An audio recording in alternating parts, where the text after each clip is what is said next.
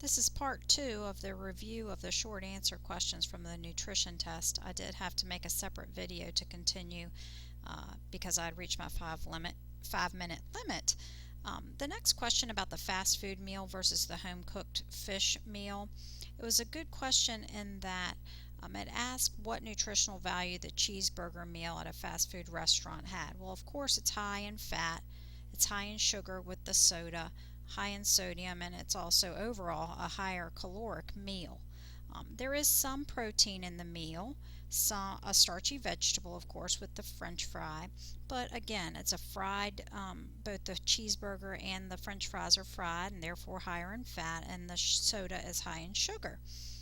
When comparing that meal to a home cooked meal of a baked or broiled fish with a tossed salad and a baked potato and milk for a drink. Overall, it's lower in fat, but it provides a real good protein source in the fish, high in omega-3s, which is good. The salad, of course, provides one and even two vegetables depending upon what's in the salad. And the potato is, of course, a starchy vegetable, not too high in fat.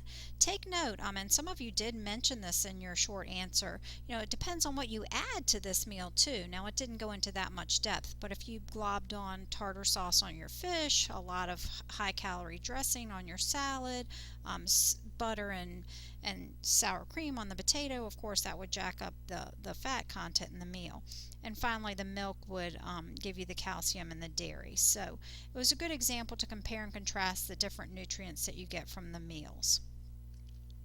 Finally, the last short answer question referred to the dietary guidelines for taking in what percentage of fat and keeping the fat intake per day below a certain percentage.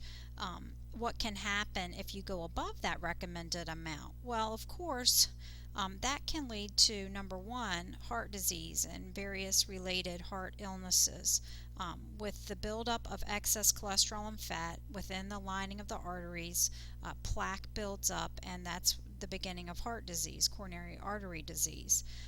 Also, obviously, you can gain weight.